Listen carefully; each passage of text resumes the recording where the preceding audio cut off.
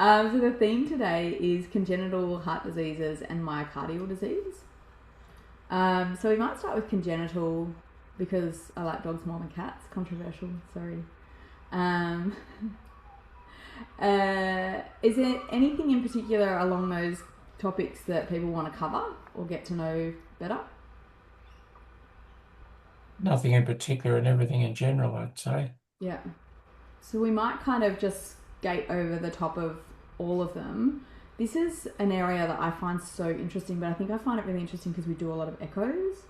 So we do a lot of cardiology, and then the physics of how this change might impact a heart muscle I find really interesting, but please tell me if I'm going too deep and just say, okay, move on now or something. We need a code word. Helen has the same interest as I do, so she can't be trusted either. I think that would be good to deep dive that. Oh, you think so? And probably also touch on, you've probably planned this anyway, but when we should be investigating murmurs when we suspect congenital disease Yeah. in practice. Yeah. And how we kind of go Yeah. about that investigation. Yeah. Yeah, good one. Okay. So what is the most common congenital heart disease we see in dogs? Subaortic stenosis. Good, yeah. It's interesting. I don't have any updated stats, but I think actually that commonness probably varies according to the dog population because these congenital heart diseases are congenital, so it kind of depends on what breeds are popular in the population that you're seeing. So subaortic stenosis, can anyone tell me what breeds suffer from that? Boxes. Yeah, good. Dobermans, do they? I don't know about Dobermans actually. We just don't see any. I don't have it in my head. German Shepherds. German Shepherds, yeah. There's one more large Staffies. breed. Staffies, yes. Yeah, you're right, yep. Goldies. Goldies, golden retrievers. I think that's probably the breed that we see most commonly, but that's quite anecdotal and obviously that's a popular breed. Essentially, any time we hear a murmur in a young dog, it's something that we should be pricking our ears and saying, okay, is this something to be concerned about? Whereabouts do we hear aortic stenosis murmurs? Well, the aortic area, perhaps. Yeah, so they're actually, if they're low grade, they're quite easy to miss if you only listen in one location. So I remember in vet school them saying there's 4 spots that you need to listen on, and I've definitely missed murmurs by not listening in all those spots and by not being in a quiet room or by not calming the animal down and having a panting animal and stuff like that. So the point I'm making is that it's really easy to miss murmurs. The fact that a murmur hasn't been previously reported doesn't mean it wasn't there before. So we often sort of see like maybe a 4-year-old dog with a new murmur, like never been auscultated before, but it's like this dog's like going like this golden retriever puppy going like this in the consult room. Nobody's had a good listen to that dog. And no matter how hard you try, it's not necessarily like people being lazy or not knowing what they're doing. It's just sometimes really hard. So listening in all locations is really important if you kind of are suspicious, but obviously most puppy checks you just kind of do what you can. What's another spot that you might be able to hear an aortic murmur?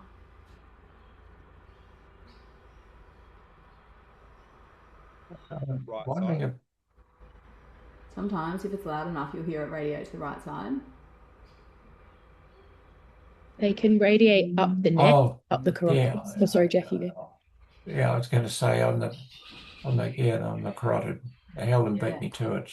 Yeah, so actually I put my stethoscope right in that thoracic inlet, and the very, very, very loud mitral murmurs you'll hear in that spot, but quite soft aortic murmurs you'll hear in that spot. So the sound radiates up the aorta towards that area. So sometimes it's actually a nice differentiator. If a client's like, no, I don't really want to go ahead with diagnostics, I don't have the money or whatever. If you've got a grade 3 murmur and you're going, oh, is this an acquired mitral or is this a aortic that's been there forever and is actually quite low grade and probably not impacting the dog, if you can hear it there, it's probably aortic, and you can probably say, okay, if we've got a 4-year-old dog, let's just like see how it goes with exercise, and if we get any symptoms, look into it. I mean, obviously, doing an echo is always ideal, but that does help me sort of say, okay, it's probably congenital if we're hearing it there. So what sort of grade murmurs would you be concerned about in a young dog? Okay. I'd say to start with any of them, but the louder the better. Yeah. Well, this is the interesting thing. So acquired murmurs, the louder they get, the worse they are. Puppy murmurs, like if it's a big hole in the heart, like a big VSD, the murmur will be very soft. A PDA, I don't know if anyone's ever had a PDA and listened to a PDA, but really hard to hear. They're not loud murmurs necessarily. So we can't rule out pathology or serious heart disease based on the grade of the murmur in young dogs. So that's just something I do like to kind of highlight, because people are like, oh, it's just a soft murmur, we'll just ignore it, but sometimes they can be quite significant. And that's across all diseases, so not just subaortic stenosis. How do you distinguish an innocent murmur? How do you distinguish it? Hmm. An innocent murmur is never over a grade 3. And what age will we expect it to resolve? About 5 months. Yeah. So if it's still there after 5 months, I'm always a little bit suspicious. We do have, there's certain breeds, and annoyingly they're the breeds that are predisposed to aortic stenosis as well. I'm saying aortic stenosis because I'm lazy, it's subaortic stenosis. Golden retrievers, for example, and boxers, both of them, as they grow, their heart kind of changes axis, and their like cardiac output changes at a different pace to their aortic diameter or their valvular diameter. So sometimes we'll actually diagnose a low-grade aortic stenosis in a young golden retriever or a boxer, and then we scan them again a year later and it's gone. Or it's very low-grade and then it goes up a grade. So sometimes it gets worse because that kind of dynamics of flow across the aortic valve can change with growth. So I quite often do an echo in a young dog to get is this a PDA that needs intervention now? Is this a VSD that's going to be terminal? To get a diagnosis. But particularly with any of the stenoses, I want to repeat that again in a year's time when they're young, once they're fully grown, to just see whether it's a significant problem or actually to grade it, give it a final grading. Just because, growth and angle. So you can imagine if how am I going to describe this? If a heart is kind of, the aorta comes off like this and the flow of blood is kind of on that direction, sometimes if the heart's kind of lying quite flat, that angle is quite severe and it makes a whooshing sound as the blood goes past it. Whereas when the chest grows, for example, it starts to sit up a little bit straighter, and then we don't get so much whooshing. So the actual grade of the murmur drops down or goes away completely. With the innocent murmurs that you mentioned, is that also just a hemodynamic anatomic aberration picture as well that straightens itself out as they grow? Exactly. Yeah. So it's exactly what we described. It's just that some breeds it goes on for longer than that 4 or 5 months period. So that's exactly what a physiologic murmur is. It's just turbulent flow in the outflow tract, just due to the shape of the dog. And with respect to like a Cavalier or Cavalier Cross, if you're hearing a soft heart murmur, like is it, what would you do? I mean, do those breeds represent any of the congenital, apart from obviously mitral valve predilection? What in those breeds could you, if you hear a soft murmur in a Cavalier puppy, would you just call it like grade 1? Or stage 1 mitral valve disease, or is there a risk of missing congenital disease if you hear? Yeah, so Cavaliers aren't really associated with congenital diseases, but we get de novo mutations and like one-off, like weird congenital stuff in breed. Sometimes I'm like, oh, this is going to be this in a 6-year-old cavy with a murmur, and it's a PDA. I'm like, oh, didn't see that coming. So do you think, I mean, no one would probably see that coming, right? No, exactly. It's just weird stuff. Once you see enough cases, you're going to see a weird one, right? Like, it's not going to be the 99.9% once you've seen 1,000 cases. So do you think if you hear a heart murmur, like a grade 1 or 2 heart murmur on a Cavalier that's 5 months old, you would echo it? Yeah. Yeah. Any breed that I'm hearing a heart murmur under 2, I want to echo it. Yeah. Yeah, just to get a feel for, is this something that's going to Get a baseline and yeah, exactly. Yeah. Okay, so let's talk about specifically aortic stenosis. Can anyone describe it? Well, one of the features of it is that they can just drop dead suddenly. Yeah, but what actually causes the stenosis?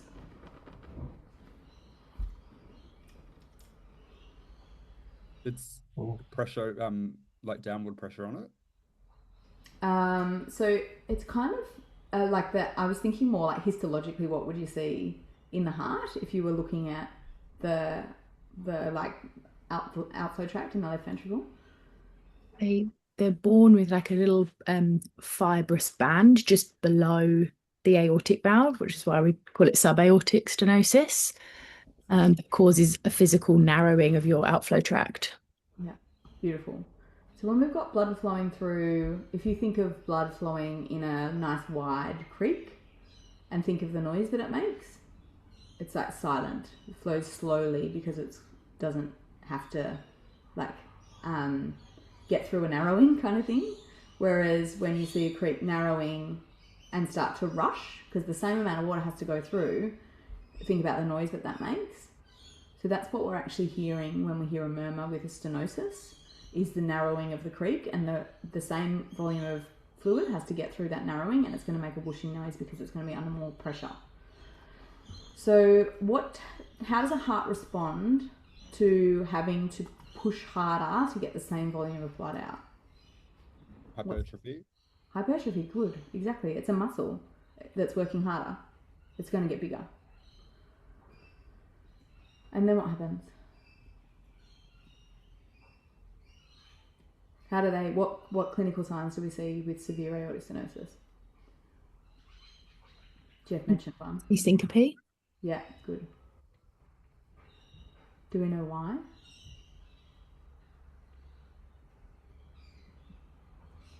Well, there's just not enough oxygen going through to the brain. Good. And the reason I ask this is because the symptoms sometimes, or the setting is sometimes a bit telling of what the pathology is. So if we've got a syncopal dog, what settings would you expect aortic stenosis to cause syncope? Exercise. Yeah. So it's periods of increased oxygen demand. It's not going to be while they're like, when they just get up from bed, when their heart rate's nice and low. It's going to be when they're running flat out chasing a ball and they've overdone it. And excitement as well. So those dogs that just bounce off the wall when their owners get home and things like that, or get to the top of the stairs and, on exertion. Well, boxers don't do that, so they're not at risk of that. Who doesn't? Boxers. Oh no, they'd never. Boxer to do that. Sensible dogs, always.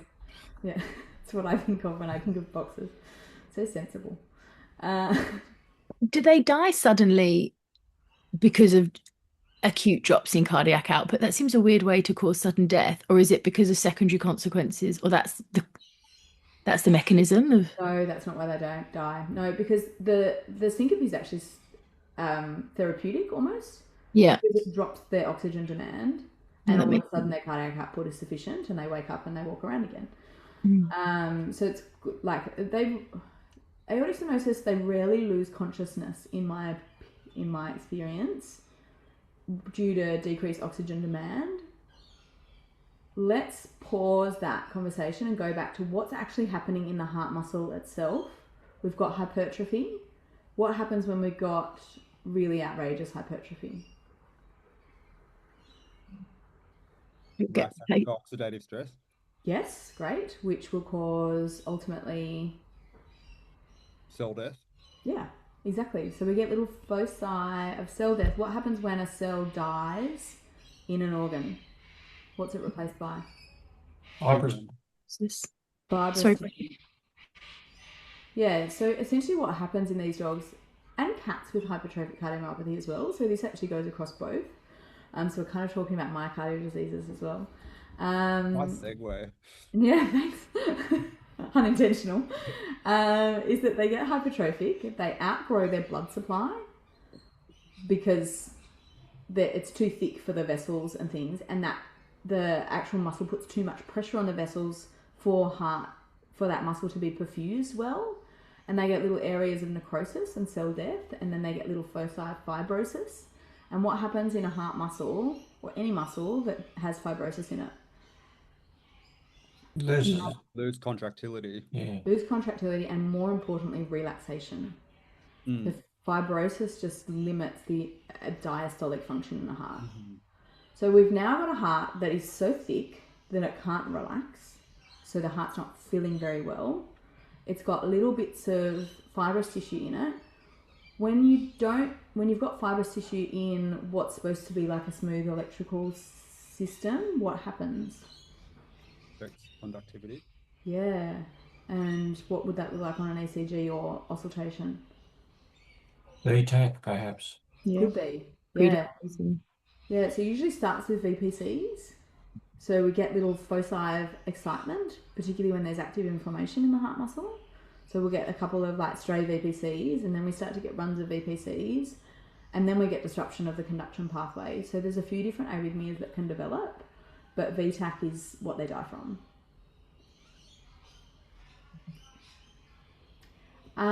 Those dogs that are dying of aortic stenosis, what does the murmur sound like? Not when they're actually dying, like when they were diagnosed as a puppy. Oh, it's an ejection murmur, but I What can't sort of describe brain? it, but I can hear it. Is that what they describe as the machinery murmur? No, actually, it's an ejection murmur, like Jeff said. It's a systolic phase only. Although sometimes they do have a to and fro murmur, but we'll get into that. What I'm getting at is when I said to you guys, the greater the murmur doesn't indicate how severe the heart disease is a general rule in all congenital heart diseases, but in aortic stenosis it does. So dogs with a grade 2 murmur aren't going to die of their aortic stenosis. It's a low grade. That severe aortic stenosis that have those kind of syncope and collapse episodes and severe hypertrophy and stuff like that, they're loud. Has anyone ever heard one? Probably have, I think, yeah. Yeah. I can't remember it, but the vast majority of dogs that we diagnose are either mild or moderate in stage, and their murmurs are usually like 2, 3, 4. But once you get to severe, it's so loud, and it makes this really distinctive, like almost like zinging, like noise. And what happens when you've got narrowing just below the valve, and then the blood that's coming through is coming through in actually quite a narrow jet, is it damages the valve leaflets. So then you get regurgitation from the aorta as well. So that's where sometimes you get this little kind of sound. I've never heard that apart from on an echo. Like you can hear it when you've got the Doppler, the like PW on there, but I've never actually consciously noted the diastolic component because it's low velocity. I mean, it's not actually, but yeah, it's the systolic component so loud that I just feel like I can't hear the diastolic. I just had a question. I'm just thinking about the pathophysiology. One of my patients has a low-grade subaortic stenosis, and he gets like recurrent mast cells and needed dental work. And they always said, I think when the cardiologists echoed him, they were like, he needs an antibiotic every time he has an anesthetic, regardless of why would antibiotics be recommended for dogs that have subaortic stenosis as part of making the anesthetic safer? I never really understood the mechanism. It's not actually for improving anesthetic safety, it's to decrease the risk of endocarditis. Right, so it's vegetative endocarditis. Yeah, so when you've got an aortic valve that's damaged, that endocardium that overlies that is broken down, and that actually just provides a spot that bacteria can it's like less smooth. There's just more like risk of adhesion lodging there. Exactly, yeah. And that's theoretical risk extrapolated from human data, because we know that humans with aortic valvular disease are much more likely to get endocarditis. Yeah. When they have like dental disease and stuff like that. That's not actually, to my knowledge, ever been demonstrated in animals. I don't think it can hurt. Like, we sort of obviously like to use antibiotics conservatively, and the theoretical risk is there, and it's probably just that we, A, aren't very good at diagnosing endocarditis in dogs, and B, you've never done a study big enough to document that risk. So I think it's a very reasonable precaution to take, particularly if a cardiologist has that kind of anecdotal evidence or anecdotal inclination. I think that's very reasonable. But yeah, it doesn't actually improve the safety of anaesthetic. What is the risk? Yeah, sorry. What's the, if we've kind of got a 4-year-old dog with a murmur that's never been investigated and it needs a dental, and we discover a low to moderate grade aortic stenosis, how's that going to impact our anaesthetic? Might affect the SpO2. I mean, they're going to be under oxygen. Like, if they got medical grade oxygen, they're probably going to be fine. Like, and this is the thing: if they've walked in there, the oxygen requirement while they're like awake is actually much higher than when they're asleep on the table. And cardiac output required to use your legs and be excited and anxious about being in the vet clinic is actually much higher than what's required under anaesthetic. And then we're giving them oxygen anyway. So actually consider subaortic stenosis fairly low risk anaesthetic candidates if there's no arrhythmia. And that's the big kind of caveat. Yeah, exactly. So I want to listen for quite a while before I do a GA in these guys. But if I don't hear any ectopic beats, if everything's really smooth and regular and there's no pulse deficits for over the course of a few minutes, I'm pretty confident with these ones. I don't think the only real precaution under GA that I would consider prudent, not evidence-based, would be avoiding what agents? Given we've already got pressure overload in the heart. Alpha 2s. Yeah, why? Because it's going to increase your afterload. Right. From systemic vasoconstriction, so it's going to increase the work for that hypertrophy chamber. Great. Excellent. Yeah. So I'm not really worried about hypotension, as you know, because they've got capacity to walk around, then they've got capacity to be asleep under anaesthetic. So I would avoid metatomidine, dexmedetomidine, because they're going to increase the force of contraction that heart has to get to maintain cardiac output. Make sense? And maybe just do a pre-GA ECG. You could. The thing with ECGs is that we never if you don't hear it, you're not going to see it. Yeah, because an arrhythmia can be like once every 10 minutes. It can be once a day. So if you're not detecting it listening for 3 minutes, the chances of an ECG detecting it and you being able to pin an unsedated dog down for long enough to actually detect it, it's not actually a very sensitive test. Yeah. It's very hard to rule out arrhythmia with a normal ECG. So I like to have an ECG on them under GA because it's interesting, but not because I'm necessarily worried. It's just a nice opportunity to sit and watch their heart for an hour, which we never get that opportunity, right? Excellent. So now we've talked about pressure overload on the left-hand side of the heart and how that might manifest. Let's talk about pulmonic stenosis, which is essentially the equivalent on the right-hand side, isn't it? So tell me what breeds get pulmonic stenosis. German Shepherds? Oh, I don't know. Maybe. I don't see enough German Shepherds. I feel like I used to know big long lists, but I also am like, well, it doesn't apply to my population. So. Frenchies. Yeah, brackies get pulmonic stenosis, and that's why aortic stenosis is the most common in most populations, but actually because brachycephalics are just booming in numbers, we are actually seeing more pulmonic stenosis than aortic stenosis at the moment. Very anecdotal, but... So pulmonic stenosis is a little bit different in that it's not subvalvular, it is actually valvular.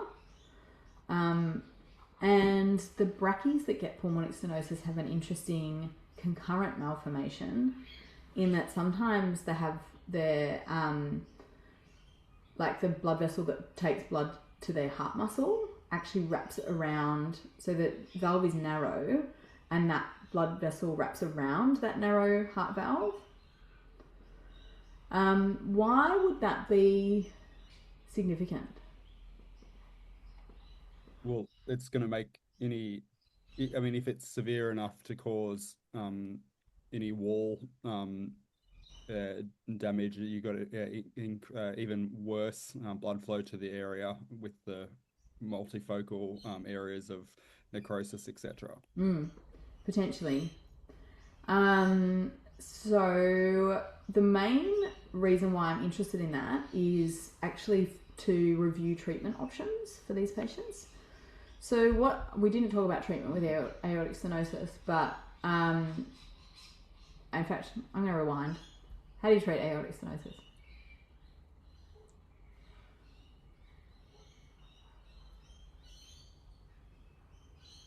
I think pulmonic stenosis, you can dilate it, I think, like pressure dilate it with a what's the term? I think Bouginage or bouginage, that's what we do with esophageal stenosis. We just do a balloon dilation in the pulmonic valve. yeah. But you knew exactly why I'd rewound then. So pulmonic stenosis, we do sometimes dilate them. So we actually blast that valve open. We don't need the pulmonic valve to seal well because that's a valve that, like, the afterload in the pulmonic valve is very low, the pressure in the lungs. So remember, the right side of the heart pumps the lungs through that pulmonic valve. Pressure in the lungs is very low. So if that valve doesn't seal very well, there's not going to be a huge amount of regurgitation. We're not going to get profound overload of the right side of the heart by kind of stuffing up that valve and like blasting it open, as opposed to the aortic valve, where that would be a pretty big problem because that's under a lot of pressure in diastole. So that's kind of one of the reasons why we don't balloon aortic. They've tried so many different ways of opening up aortic stenosis. So they've actually got cutting balloons, where they've actually got little blades on them that they like kind of cut into the fibrotic ring to break it open, because fibrosis just can, like, every time they balloon them, they cause damage to the aortic valve, but they just like constrict back down again. They recur again almost straight away. So they've tried lots of different ways, but they've never actually demonstrated a survival benefit in those severe dogs to doing ballooning in aortic stenosis, as opposed to pulmonic, where it is actually therapeutic. In some cases, some of them fibrose back down, but those brachys that we're seeing it more frequently in are often not candidates for that procedure, because if you blow up the valve, you also explode the blood vessel that provides blood supply to the heart muscle. So when we do echoes in brachycephalic dogs and we detect a pulmonic stenosis, we look pretty closely where the vessel is, and actually realistically they're the ones that are going to go to a cardiologist. So often I'm not going to balloon them, so I want the cardiologist to do the echo anyway. So they're the brachys. I'm often just saying, let's just go straight to a cardiologist. So pulmonic stenosis is going to cause hypertrophy of the right side. It's probably going to cause arrhythmias as well. How are they likely to present?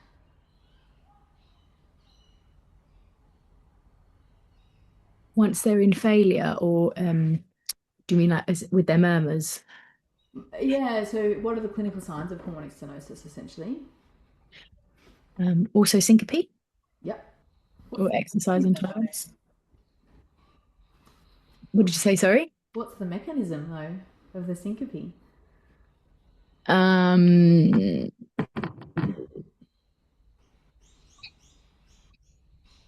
So their right side isn't functioning well, so they're going to have reduced output to their lungs to get oxygenated blood.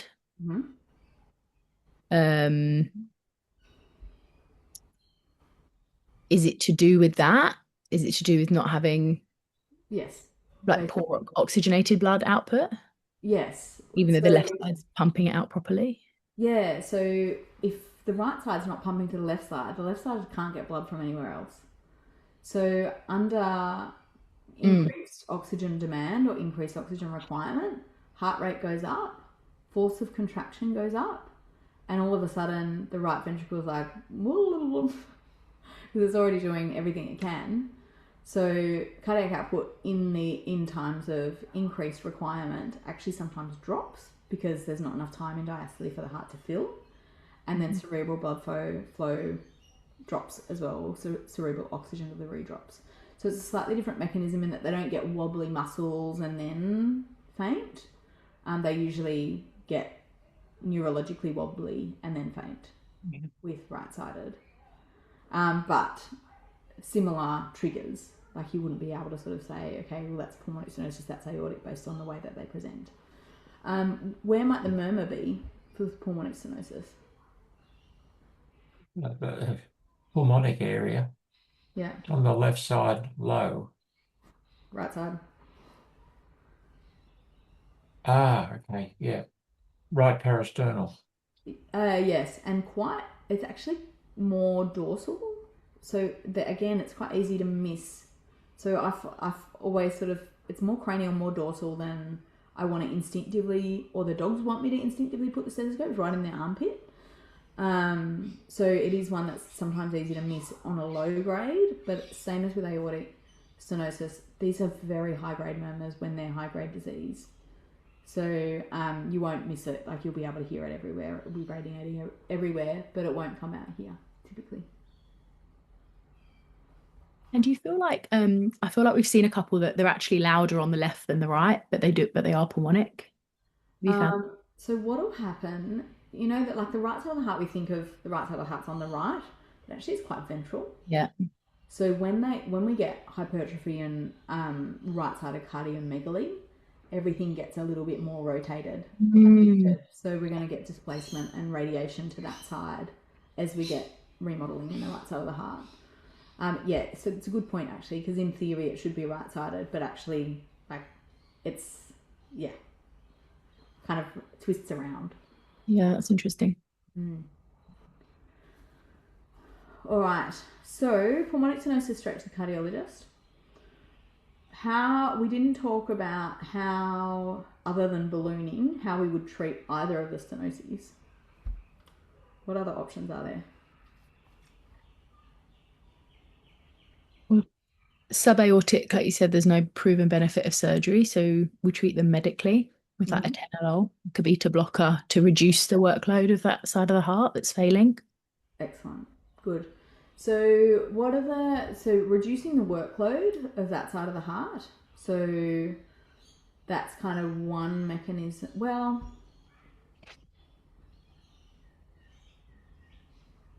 you're exactly right. So tell me how a beta blocker works. So it's going to it's a negative ionotrope and a negative chronotrope. So it's going to decrease the force of contractility to try and reduce the rate that your heart's hypertrophying, and it's going to slightly reduce your heart rate, which is going to, and like you say, when they're going into diastolic failure, if they're tachycardic and not having time to relax and fill, it's going to help the heart have time to relax as best it can to fill, and then time to contract when it's doing both of those poorly. Yeah, great. So the reason I wanted to get down into the detail there, because Helen's exactly right in that we're essentially slowing the heart down. One of the other effects of a beta blocker is the inability to adapt to stress or exertion. So dogs tend to not exert themselves as much because they don't have the capacity to. So they exert themselves to the point of going, I'm tired, rather than exerting themselves to the point of, I'm not getting any oxygen to my muscles. Humans take beta blockers when they're doing public speaking and stuff like that, because it just decreases that feeling of stress and makes you therefore feel calm. And people report that dogs are generally a little bit more calm once they're on the beta blockers. So that kind of excitement and running around and stuff like that is less there's less demand on the heart when they're on beta blockers. If that makes sense. They're using it for people to get over extreme phobias. Are they? Yeah, so they give it a beta blocker, and then they like, if you're scared of heights, they like send you up in and it's for like controlled exposure therapy, and it's more effective than exposure therapy because people are like, I'm not getting any sympathetic like overdrive from this, and then it's like not actually that bad, and have like this kind of epiphanies on beta blockers when they're exposed to their fears. Interesting. I do find that so interesting actually, because I don't know if anybody else has watched it, but there's a lady called Kelly McGonigal who's done a talk on stress as a TED talk, but she's a researcher, and essentially she's demonstrated, or that she's quoting studies that have demonstrated that stress doesn't impact your health unless you worry about being stressed. It's like the actual feeling of being stressed is the problem rather than the stresses in your life. But it's a really interesting, highly recommended TED talk because it completely changed like in your mindset around like, oh, I'm like really anxious, my heart's going really fast, I might vomit, like that anxiety feeling. And she's like, that physiologically, if you tell yourself like my heart is beating harder to deliver more oxygen to my brain so I can be more succinct in what I'm saying, or like my heart is going a million miles an hour so that I can deliver oxygen to my muscles so that I can run faster. And like if you kind of turn those physiologic adaptations into a positive, that your health actually improves as a result of stress rather than is deleterious to health, is the right word. Very interesting research. Anyway, I'm definitely keen on beta blockers now. Okay. Other congenital abnormalities are a little bit more rare. Which ones do you want to talk about? All of them? Or? Probably the ones that are addressable. Yeah. Persistent right. Go ahead, Jay. Sorry, persistent right aortic arch. So I actually would have put that into a gastrointestinal disease. So it's a congenital cardiovascular disease, but it actually impacts the gastrointestinal system because that arch doesn't actually have blood flow typically. Sorry, my brain doesn't function so well. That's not the one I meant. Patent ductus. Yeah, was what I was thinking of. Yeah. That's probably the one to talk about, right? I reckon, yeah, because that's the one we can kind of fix. And I find this very interesting, and we can kind of talk about those diseases where there's a hole in the heart and there's shunting of blood as like one from a like physics perspective. So say we've got a patent ductus arteriosus, that is a communication between the aorta and the pulmonary artery. And if we think about the pressures in either of those systems, what's systolic blood pressure? What pressures do we get up to in the aorta? 200. Over 200 if you need to. Can be, exactly, particularly under periods of stress or increased cardiac output or exertion. At rest, we're typically not under 120 systolic. That's fairly typical of most animals. 140 would be pretty acceptable as well. So pressure in the aorta is 140 millimeters of mercury. Pressure in the pulmonary artery is around about 30 during systole. So we've got both the right and the left sides of the heart contracting at once. We've got systole in the aorta and pulmonary artery at the same time, but the overwhelming flow is going to be left to right, isn't it? Aorta to pulmonary artery. So interestingly, the aorta dumps a bunch more blood into the pulmonary artery, but not into the right side of the heart. So the right side of the heart often looks surprisingly normal. It's a little bit sometimes hypertrophy because there's more pressure in the pulmonary artery than there would be normally, but it doesn't really get too volume overloaded because we've got like that blood just going straight into the pulmonary vasculature. So the right side looks pretty normal, as opposed to a VSD where we've got the same physics in that right and left are generating that same pressure and there's a pressure differential across both sides. But the blood in a VSD, ventricular septal defect, will go from the left ventricle into the right ventricle, and then all of a sudden the right ventricle is overloaded. So sometimes they can look a little bit different on echo. It's just interesting physics to me. So PDA, let's talk about pathophysiology of heart failure. If we've got a heart pumping and 20% of the blood is going through the PDA and 80% of it's going through the aorta into circulation. How is that going to unfold? What impact is that going to have on the patient? It's going to up the heart rate, or he want to increase his cardiac output. Excellent. That's first adaptation.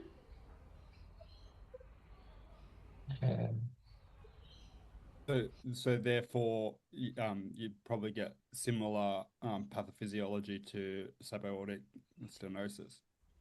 Actually, it's really similar pathophysiology to mitral valve disease.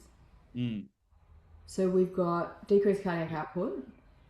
Congestion. And yeah, so we've got decreased blood delivery to the kidneys, which is going to do what? RAAS. RAAS, exactly. Activation. Yep. So over time, so a lot of people who are kind of starting out doing echoes are like, oh, I'm worried I'm going to miss the PDA. They look really similar to mitral valve disease, but without the mitral valve disease.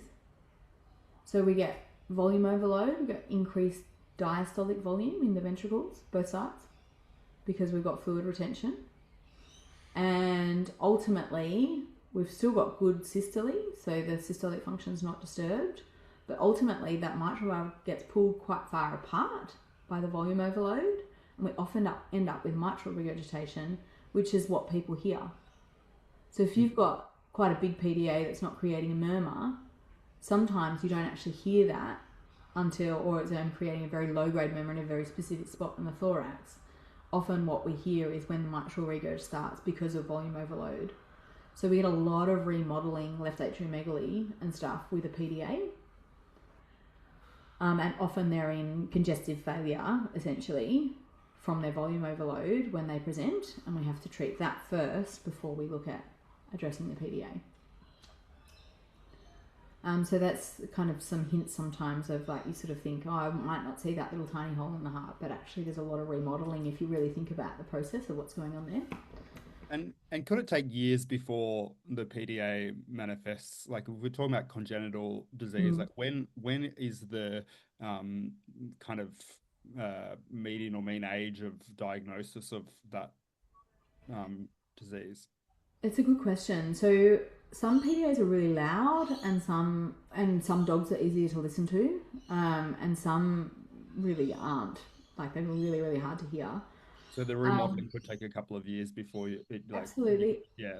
And if it's only small, if it's only a small amount of blood, that actually, like, I did a echo in a 9-year-old dog with an acquired murmur, and it was a PDA, but it was like, it had taken 9 years for the mitral valve to get pulled apart far enough that it was started leaking. Or in fact, I think it developed degenerative mitral valve disease, and that's why we found the PDA.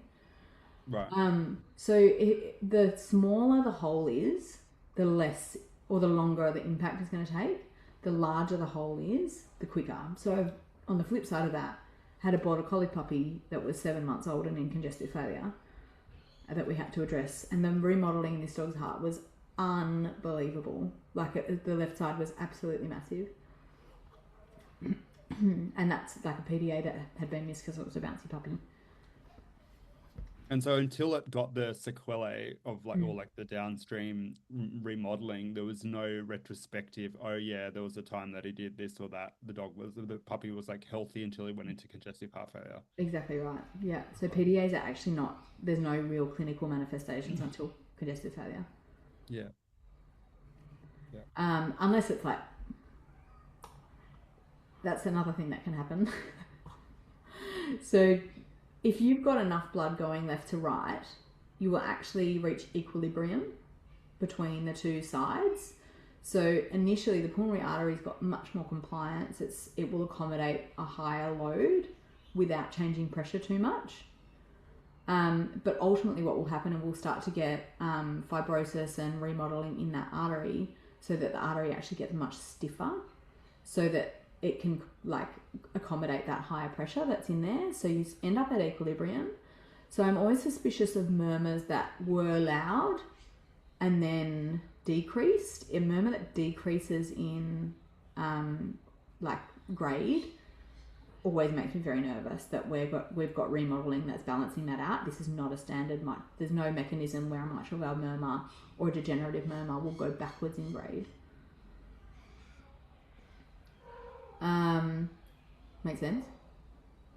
Yeah. Would you expect some downgrading with like pymabendin treatment though for mitral valve? No, actually sometimes goes up Uh-huh. because it increases systolic pressure or increases systolic function. So that force of contraction is increased. So actually the blood going back through the mitral valve is going faster through the mitral valve because it's generating more pressure in that left ventricle.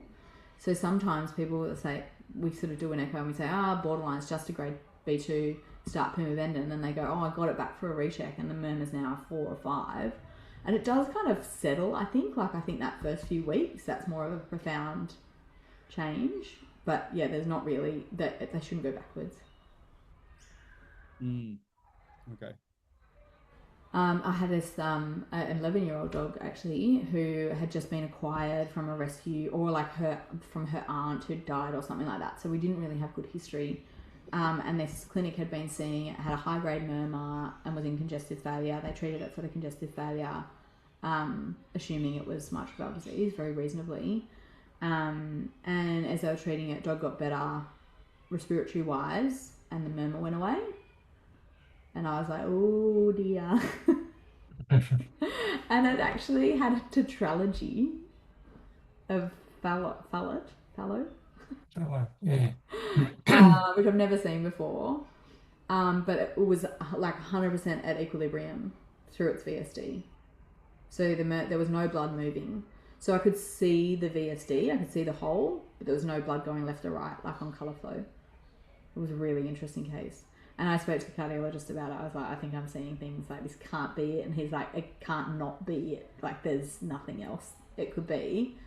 And he's like, what is that dog doing alive at 11? Good point. But dogs adapt quite well.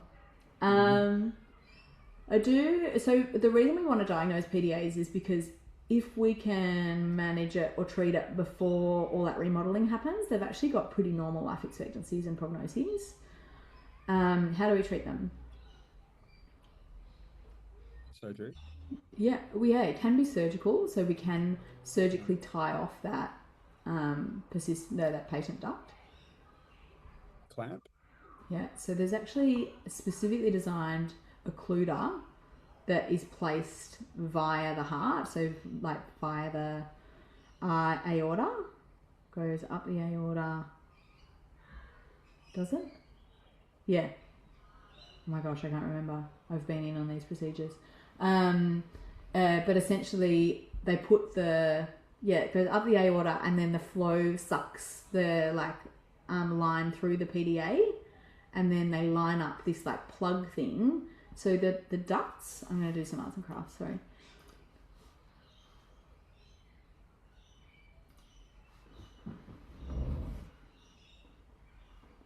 So, this is perfect. We've got pulmonary artery, we've got aorta, and the ducts are like funnel shaped, and they're quite narrow at this end. So they've designed this occluder that you put like a guide wire through there, and then you feed this occluder on a catheter over the guide wire, and then it's got like a plug on this side, and then like a narrowing that goes through here, and a plug on this side looks like a little dumbbell. And it just plugs the hole. So cool. Amazing. Yeah.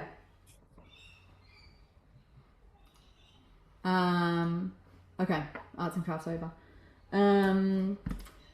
So yeah, PDAs, if we can plug them before we get remodelling, they've got much better prognoses. So if you are hearing, particularly, sometimes they're quite soft and continuous, but I actually have my ears aren't great. I have a lot of trouble hearing the diastolic component of a PDA.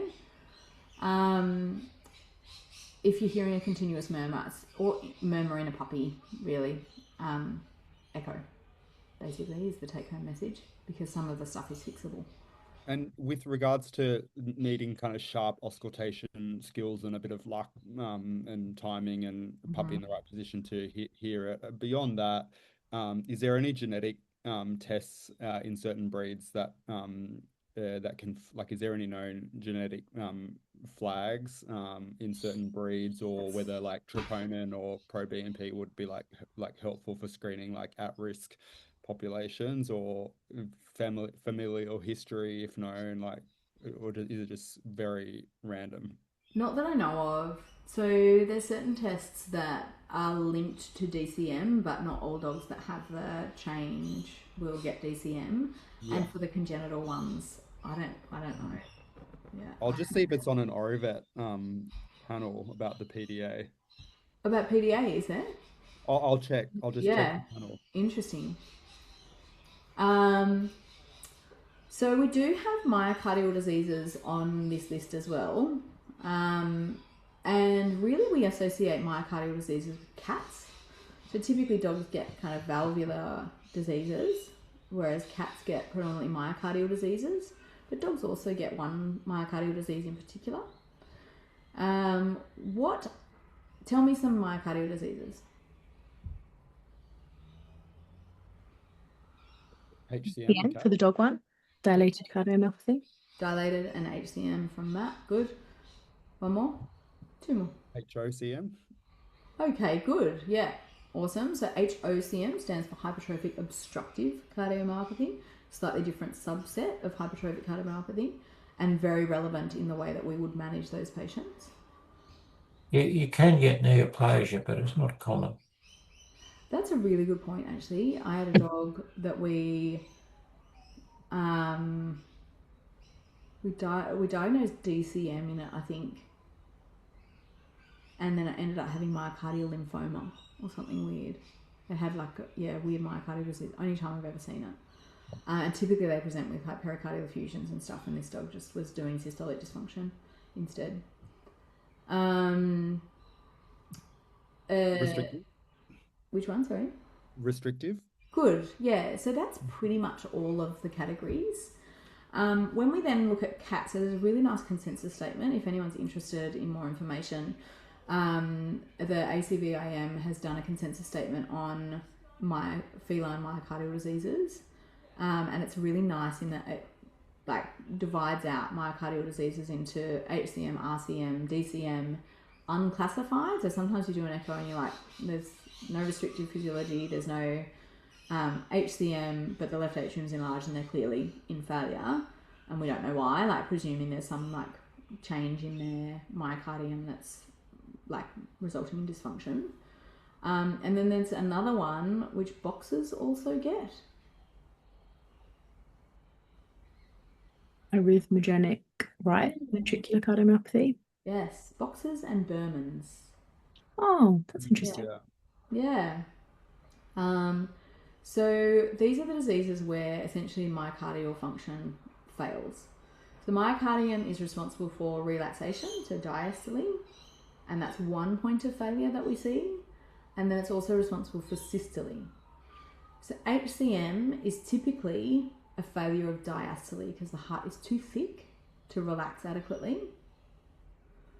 Where Matt was talking about HOCM, so hypertrophic obstructive cardiomyopathy, is where the hypertrophy actually narrows that left ventricular outflow tract, and then we actually get systolic dysfunction or cardiac output reduction, and that hypertrophy is perpetuated by having to work harder. And it's essentially like these animals have aortic stenosis. There's a narrowing in that left ventricular outflow tract, and the heart has to work harder. So we've got hypertrophy causing the narrowing, but then we've got the narrowing perpetuating the hypertrophy. So those ones we're a little bit more concerned treatment-wise about, or about kind of progression of that disease. DCM we're not seeing very commonly anymore, but what is it associated with, particularly like historically in cats and more recently in dogs? Taurine deficiency. Excellent. Yeah. And there's taurine, like sort of absolute taurine deficiencies, like diets that are deficient in taurine, but more recently we've documented, particularly with boutique diets. We used to sort of say grain-free diets, but some of the boutique ones that aren't grain-free as well have been associated with DCM. Again, we don't really know the mechanism for that unless there's been a paper published really recently. But I always DCM dogs always just measure taurine, and cats I should say, and put them on a commercial diet, like on a really well-known commercial diet that thousands of other animals are on.